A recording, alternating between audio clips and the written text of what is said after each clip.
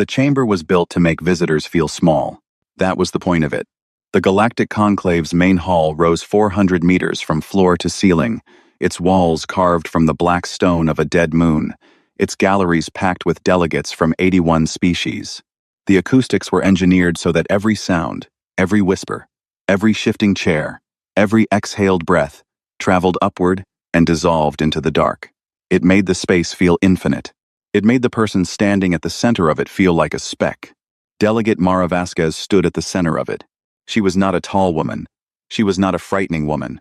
She wore a plain gray suit that had been pressed that morning in a budget hotel 2 kilometers from the Conclave's main complex because Earth's diplomatic allowance didn't cover the attached residences. Her dark hair was pinned back. Her hands rested on the podium in front of her. Still, not gripping, just resting. Around her, in tiered galleries that curved like the inside of a shell, 81 delegations waited. The Archon of the Conclave, Adreth, tall and silver-scaled, with 4 eyes that moved independently, looked down from the central elevated platform and said the words he had prepared for this moment. He had practiced them. They were meant to land with weight. The Galactic Conclave, in unified session, finds the nation-state of Earth to be in sustained violation of trade accords, diplomatic conduct standards, and cooperative infrastructure agreements. The remedy, carried by vote of 78 member states, with 3 abstentions, is formal banishment. Effective immediately, Earth is stripped of all registered hyperspace lane access, all communication relay rights, all trade route recognition, and all diplomatic standing within this body. He paused. He let it sit. Earth is removed from the community of civilized space. The chamber was quiet. Not the respectful kind. The satisfied kind. Mara Vasquez did not move, did not flinch, did not look up at the Archon with anger or down at her notes with shame. She looked straight ahead at the middle distance, at nothing, the way a person looks when they are listening to something no one else in the room can hear. The Archon had expected tears. Some delegates always cried. He had expected rage. Human delegates had a reputation for it. He had, in his quieter moments of preparation, even expected her to walk out before the sentence was finished, a gesture of defiance that would have played well for the galleries and meant nothing. He had not expected this. Whatever this was, he cleared his throat. Delegate Vasquez, the session is concluded. Earth's diplomatic credentials are hereby. I'd like 60 seconds. Her voice was flat, conversational, like she was asking for a glass of water. The chamber stirred. Delegates leaned toward each other. The Keth ambassador, 6 rows up on the left gallery, made a sound that in his species meant something close to amusement. The Archon looked at her for a long moment. He was a reasonable being. He was also a being who had just won completely, and the confidence of total victory makes reasonable beings generous in small things. 60 seconds, he said. She did not check notes, did not look around the room, did not build to anything. The clock started 3 years ago, she said. Not today. Then she picked up the single folder from the podium, turned, and walked out of the chamber. No hesitation, no backward glance. Her footsteps on the stone floor traveled up into the dark ceiling and dissolved. The chamber sat with it for a moment. Then the Keth ambassador made a different sound, the one that meant he thought the whole thing was sad. Several other delegations began the formal business of departure, filing out, consulting aides, moving on to the next item on a very full political calendar. The banishment of Earth was a footnote, a necessary correction, something to be recorded and forgotten. In the 7th gallery, the Veil delegation did not move. There were 4 of them. The Vile were old, not old the way individuals get old, but old the way a species gets old, the kind of old that accumulates in the eyes and makes every gesture deliberate. Their lead delegate, a narrow-framed being named Sereth of the 7th Fold, had not taken his eyes off Vasquez from the moment she entered. He had watched her through the entire session. He had watched the stillness of her, the patience of it. He had seen patience before. He had seen it in species that were resigned, species that had given up and were waiting for the humiliation to end. This was not that kind of patience. He turned to the junior member of his delegation and said, very quietly, in the Viel's own tongue, "Pull every Earth shipping manifest from the last 10 years. All of them. Tonight." The junior delegate looked at him. "The session is over. Earth has been..." "Tonight," Sereth said. He looked at the empty space where Vasquez had been standing. The clock started 3 years ago. He had been in this chamber for 40 years. He had heard 10,000 speeches, 1,000 acts of defiance, 100 desperate last words from delegations losing everything. He had learned to hear the difference between a person saying something and a person reporting something. Vasquez had been reporting. Outside the conclave complex, in the wide gray plaza that stretched between the building's main entrance and the transit hub, Mara Vasquez walked at the same pace she always walked. Her aide, a young man named Torres, who had been with her for 3 years and had learned not to ask questions at moments like this, fell into step beside her without a word. They walked half the length of the plaza before Torres spoke. "They're going to think you lost your mind," he said, "or that you were bluffing." "Good," she said. "Were you?" She didn't answer immediately. Above them, the conclave's towers caught the last light of the system's star and threw long shadows across the plaza stones. "Pull up the relay station status when we get back to the hotel," she said. "I want current numbers from all 14 sites." Torres tapped his wrist communicator. "You really think they'll check the manifests?" "The Vial will," she said. "They're the only ones paying attention. And when they do?" She stopped walking. Just for a moment, she looked back at the conclave complex at its towers, its carved stone, its 400 years of accumulated authority, with an expression that was not hatred and not satisfaction, and not quite either thing. "Then they'll understand what I said," she told him. She turned back toward the transit hub and kept walking. Somewhere in the conclave's legal registry filed quietly, 3 years prior, on a Tuesday, by a small law firm on Earth that specialized in obscure interstellar statutes, a petition sat in an automated queue. Ticking. Sereth of the Seventh Fold did not sleep that night. This was not unusual for him. The Vael didn't sleep the way most species did. They rested in long, shallow intervals, their minds never fully going dark, always processing, always sorting. It was what made them good analysts. It was also what made them deeply unpleasant at social gatherings. He sat in his delegation's quarters with a screen in front of him, and 10 years of Earth shipping manifests, spreading out like something that had no clean edges. The junior delegate, whose name was Preeth, sat across from him and watched him work with the specific kind of patience that young people develop when they are trying to learn from someone who doesn't explain himself. "Talk me through what you're seeing," Preeth said. After an hour of silence, Sereth pointed at the screen. Earth filed 412 asteroid survey claims in the last decade. Routine. Scattered across uninhabited systems. No one looked twice because asteroid surveys are boring, and Earth was always filing things. They're a paperwork species. It's one of the things the Conclave found annoying about them. And 31 of those survey claims are in locations that make no geological sense for asteroid mining. Wrong stellar positions, wrong debris field compositions, no viable mineral yields. He pulled up a star map.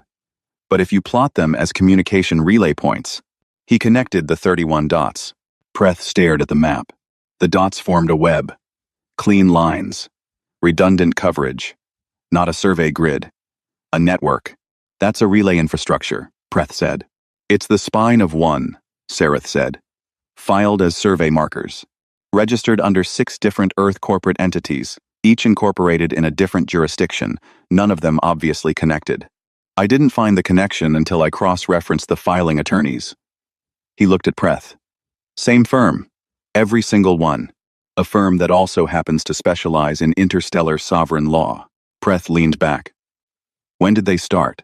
"The first filing is 9 years ago, 4 months after the Conclave rejected Earth's trade equity petition for the 3rd time." Sereth paused. The 3rd time. Not the first time they were humiliated. Not the second. After the 3rd, something changed in their approach. They stopped pushing on the door. They started building around the walls. He pulled up a second layer of data. Pilot licensing records. Cross-referenced with Earth's civil aviation equivalent. Cross-referenced again with deep space navigation certifications filed through Conclave systems. 7 years ago, he said, Earth began a quiet expansion of its deep space pilot training program. The program's stated purpose was commercial shipping readiness. What it actually taught based on the curriculum modules, which are public record because Earth files everything, was gravitational drift navigation. The ability to chart a course through hyperspace without lane codes. Without Conclave-issued lane codes, Preth said, without any external codes at all. Self-derived. From scratch. Sareth set down the stylus he'd been holding. Do you know how long it took the VL to develop independent hyperspace navigation? After we achieved our first faster-than-light transit? Preth thought about it.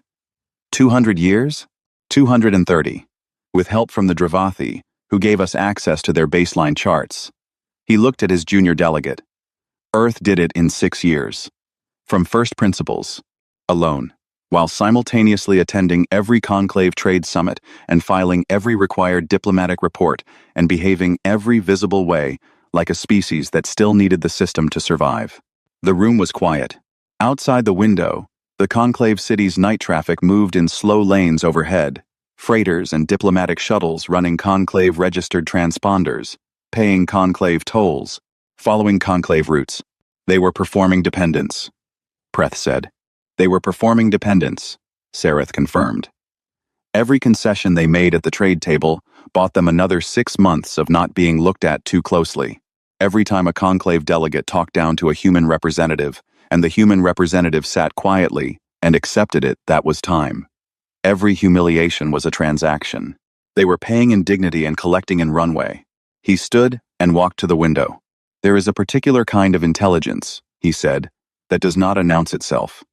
It does not argue in the chamber. It does not write manifestos. It files paperwork. It incorporates shell entities. It trains pilots. It builds infrastructure in the dark, and it waits. And it is patient in a way that most species find indistinguishable from weakness, because most species have never had to be that patient. He watched a freighter run a toll relay, 200 meters above the street. Earth has been that patient for 9 years.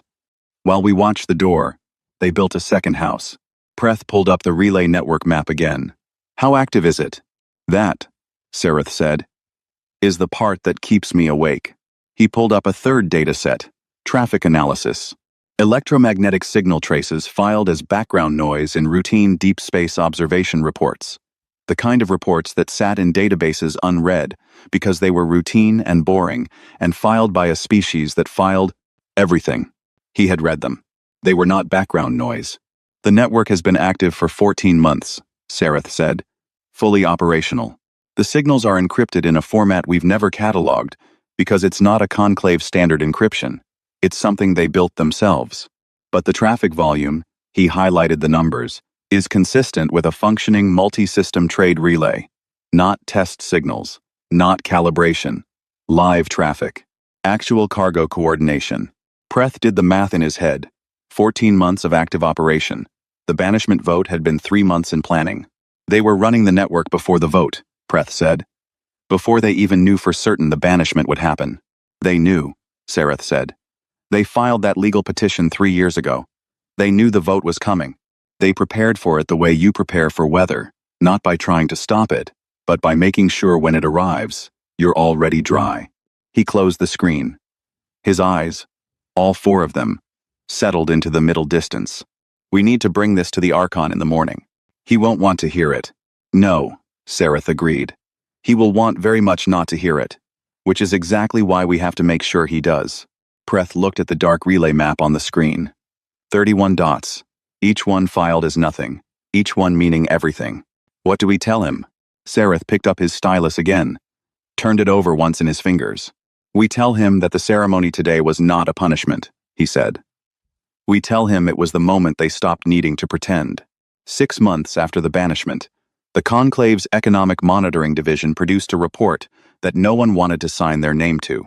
The analyst who wrote it, a Keth named Vrossa, methodical and deeply uncomfortable with what her own numbers were telling her, submitted it without a cover memo, without summary conclusions, without any of the usual framing language that made bad news easier to receive.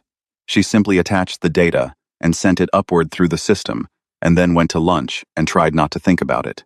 The report said, in the flat language of economic metrics, that Earth was thriving, not surviving, not limping along on pre-banishment reserves, thriving. In the 6 months since being cut off from every registered trade route, every communication relay, every diplomatic channel the Conclave operated, Earth's economic output had grown by 34%. Its shipping volume measured by the only metric still accessible to Conclave observers, which was gravitational displacement tracking, had increased. Its cargo transit times had dropped. Earth was faster without the conclave than it had ever been with it. Vrasa came back from lunch and found 3 messages from senior officials asking if the numbers were correct. She replied to all 3 with the same 2 words. They are. The thing nobody in the conclave had fully accounted for, the thing that felt obvious in hindsight, the way things always do, was what the conclave's own system had actually cost Earth to be a part of. 40 years of membership fees, graduated by GDP equivalent, and consistently argued upward by species who sat on the fee-setting committee and happened to also be Earth's trade competitors. 30 years of route licensing costs a fee charged per registered hyperspace lane per fiscal cycle. The rate set by a subcommittee that Earth had never once held a seat on.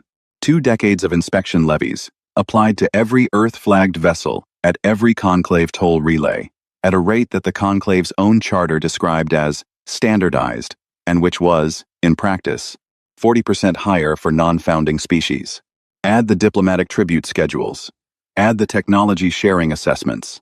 Add the administrative compliance costs for the 417 separate regulatory frameworks that conclave membership required a species to maintain internal bureaucratic structures to satisfy. The number, run cleanly, came out to between 19 and 23% of Earth's total economic output every year. For decades, banishment had not cut Earth off. It had cut the weight off. The ships running on human-laid deep lanes paid no toll relays because the toll relays were conclave infrastructure, and Earth wasn't using conclave infrastructure anymore. The cargo coordination running through the 31 relay stations filed as asteroid surveys moved without inspection stops, without licensing checks, without the 48-hour hold periods that conclave compliance required at border transition points. The pilots trained on gravitational drift navigation flew routes that were, in several cases, measurably shorter than the registered conclave lanes, because the registered lanes had been drawn to route traffic through toll-heavy systems, and Earth's self-derived charts followed physics instead of economics. It was faster. It was cheaper. It was, in every measurable way, better. And then the Makari reached out. The Makari were a mid-tier species. 6 systems, modest fleet, good manufacturing base, no particular political ambitions. They had voted for Earth's banishment because they voted with the majority on most things. It was their political strategy, and it had kept them safe for 200 years. They were not cruel about it. They simply did not think of Earth often, and when they did, it was in the vague category of species that were more trouble than they were worth. 3 months after the banishment, a Makari trade envoy named Sathar sent an unofficial message to Earth's. There was no diplomatic channel, so he sent it to an Earth commercial shipping coordinator whose contact information appeared on a cargo manifest that had somehow landed in a Makari freight database. The message was brief. It asked, in careful and slightly awkward terms, whether Earth might be open to discussing direct shipping arrangements. Off-register, bilateral, no conclave middlemen. The response from Earth's side came within 4 hours. Yes. Terms attached. Review at your convenience. The terms were simple. Clean. The fee structure was, compared to what the Makari paid through conclave routing, 40% cheaper. The transit time estimate was faster by a factor that Sathar read 3 times because he didn't believe it the first 2. The contract language was standard commercial interstellar, with no political clauses, no alignment requirements, no committee review periods. It looked, to Sathar, like a very good business arrangement. It was signed within a week. The Bressy followed. Then the Oluan.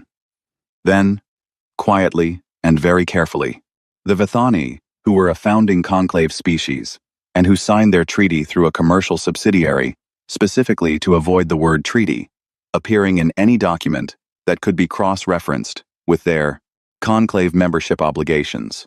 4 species, active bilateral agreements with a banished nation, running traffic on human infrastructure, paying human rates. The conclave's monitoring division flagged it. The report went upward. Senior officials read it, and then read it again, and then had meetings about it, and then had meetings about those meetings. The Archon was briefed on a Tuesday morning, in a session that was supposed to last 30 minutes and ran for 3 hours.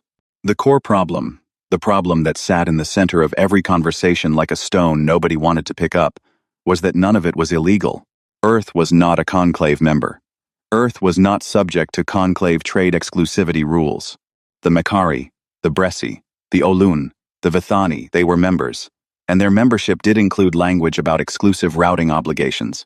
But that language had been written 40 years ago to prevent members from routing around conclave systems to older, pre-conclave networks. Networks that still existed. Networks that were grandfathered. The Earth network was not a pre-conclave grandfathered system, but it also wasn't classified as anything that the exclusivity clause actually covered. Earth's lawyers had found the gap. The Archon sent a message to Delegate Vasquez through the only channel still technically available, a commercial routing flag, the kind used for cargo disputes, asking for clarification on Earth's legal interpretation of the exclusivity clause. Her response arrived in 40 minutes. It read, "You'll want to check Article 7, subsection 14 of the Banishment Accords you wrote." We did. The Archon read the message twice. Then he called his chief legal counsel. Then he watched the color leave his chief legal counsel's face in a way that, in 30 years of politics, he had never seen before. "What's in Article 7, subsection 14, he asked. His chief legal counsel pulled up the Banishment Accords, a document so rarely used that its digital copy had to be retrieved from an archive system that took 4 minutes to respond. The Archon read it. He sat with it for a long time. Outside his window, somewhere in the transit lanes above the city, a freighter ran a route it hadn't paid to use. He didn't yet know whose infrastructure it was running on. He was about to find out. Article 7, subsection 14 of the Galactic Conclave's Banishment Accords was written 211 years ago by a committee of 3 Dreth legal scholars who had never, in their collective experience, encountered a species that would read it as anything other than a formality. It read, "A banished species, upon demonstrating independent infrastructure capability sufficient to support multi-system commerce, and upon receiving bilateral treaty recognition from no fewer than 4 sovereign member states of the conclave, may petition this body for designation as an autonomous sovereign entity. An autonomous sovereign entity shall hold all rights and protections afforded to full member states without membership obligations, dues assessments, regulatory compliance requirements, or route exclusivity constraints." The committee had included it as a release valve, a theoretical off-ramp for cases where a banished species eventually developed enough to be worth readmitting, a way to bring them back in without the political difficulty of reversing a banishment vote. It was meant for species that spent 200 or 300 years in isolation, and then, humbled and cooperative, asked to return. It was not meant for a species that filed the petition the same afternoon they were banished. The Archon's chief legal counsel, a Dreth named Vial who had been practicing conclave law for 60 years, looked at the petition timestamp for a long time. "They filed at 1422, she said. "The banishment session concluded at 1419. 3 minutes, the Archon said. "They filed in 3 minutes. They prepared it beforehand. They prepared it beforehand." Vale set the document down on the table between them. "The petition is compliant. The infrastructure claim is supported by 14 registered relay stations. They decloaked them from the asteroid survey designation 6 days ago, which is the first business day following the petition's automatic review window expiration. The bilateral treaties are valid. 4 member states, all properly executed, all technically within their rights under the exclusivity clause gap She paused. "Under the gap. That we missed," the Archon said. Bael did not argue. The Archon's legal review session had been scheduled for 2 hours. It ran for 11. They brought in 5 additional jurists, the conclave's top practitioners of sovereign and interstellar law. They went through the petition line by line, clause by clause, looking for the flaw, the error, the overreach, the procedural misstep that would give them grounds to deny. They found nothing. The petition was clean. It was, in the careful and slightly dry assessment of the senior jurist brought in from the conclave's independent review body, the most precisely constructed legal document submitted to this body in the last 40 years. Every requirement in subsection 14 was met with documentation so thorough that challenging any individual element would require disproving evidence that Earth had been building for the better part of a decade. 3 of the 5 jurists asked to review the filing attorney's credentials. All 3 came back with the same answer. A small firm on Earth, 11 lawyers, founded 17 years ago, specializing exclusively in obscure interstellar sovereign law. The firm had filed hundreds of routine documents with the conclave over the years: survey registrations, commercial cargo flags, compliance reports, background noise, the kind of filing that sits in an automated queue and gets processed by a system that doesn't read, only sorts. Including the petition itself, which had been sitting in the automated queue for 3 years, processed and acknowledged, and then filed into a subfolder that the Archon's office was legally required to act on within 90 days of the documented conditions being met. The 90-day clock had started the morning after the banishment vote, when the 4 bilateral treaties were formally registered. "We have 63 days left on the response window," Vale said. "And if we deny it? On what grounds?" She looked at him across the table. "The petition is compliant. If we deny a compliant petition, we are in violation of our own foundational charter. The Vithani alone could bring a constitutional challenge that would consume this body for the next 20 years. The Bressi and the Oluun have already quietly indicated through back channels that they would co-sign such a challenge." She paused. "We don't have the votes to survive that, Archon." "We don't have the votes," he repeated. He said it the way a person says something when they are hearing it for the first time, even though it has been true for a while. The chamber outside the legal review room was quiet. It was late. Most of the conclave complex had emptied out into the city's night corridors. Through the long windows, the transit lanes were sparse, a few freighters running their registered routes in slow, lit arcs across the dark. "How many species are in active negotiation with Earth right now?" the Archon asked. Vale consulted the monitoring report on her screen. 7 confirmed. 3 more preliminary. She hesitated. Sereth of the 7th Fold submitted an analysis this afternoon. He believes the number will be 14 within the next fiscal cycle. Possibly more. 14. His projection model has a strong track record. The Archon was quiet for a moment. He was thinking about the way Vasquez had walked out of the chamber, the folder under her arm, the even pace of her footsteps, the 60 seconds she had spent not arguing, not begging, not even performing defiance, just reporting a fact. The clock started 3 years ago. She knew, he said. It was not a question. She knew before we called the vote, Vial said. The petition was filed on the assumption that the vote would happen. They didn't know for certain, but they prepared as if they did, which means they understood us well enough to know it was coming regardless of what they said or did. So they stopped trying to prevent it and started using it. Using it as the trigger event. The moment the banishment took effect, the exclusivity clauses stopped applying to Earth. The moment the exclusivity clauses stopped applying, the bilateral treaties became legally clean. The moment the treaties were clean, the petition conditions were met. She looked at him. They designed a sequence, and they waited for us to start it. Outside, a freighter crossed the window's frame and disappeared into the dark. The Archon looked at the petition on the table. 11 lawyers in a small office on Earth, filing boring paperwork for 17 years. Survey claims, cargo flags, compliance reports, 1 petition. 3 years in a queue. He thought about the conclave's founding documents, the pride of them, the weight of 400 years of accumulated authority. He thought about the 81 species that had voted in his chamber, the galleries full of delegates, the ceremony of it. And then he thought about Mara Vasquez in a budget hotel 2 kilometers from the complex, pressing her gray suit, going over relay station numbers with a young aide. Schedule a full session, he said. We ratify the petition. Vial nodded. She had known that was where this was going. She had known since she saw the document. And the public statement? She asked. He looked at the window, at the transit lanes, at the freighters running routes that were no longer, it turned out, entirely his to control. Tell them we are honoring our foundational commitment to sovereign rights under interstellar law. He stood. Don't editorialize. She didn't ask what he meant. She was a good lawyer. She understood the difference between what a statement said and what it meant. What it meant was, we had no choice. But they would not be saying that part out loud. The ratification session lasted 4 hours and was, by the standards of the Galactic Conclave, remarkably quiet. There was no real debate. The jurists had done their work. The charter language was clear.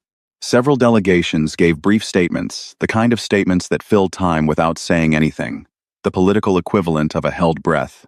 The Keth ambassador, who had made the sound of amusement in the chamber 3 years ago, made a different sound now.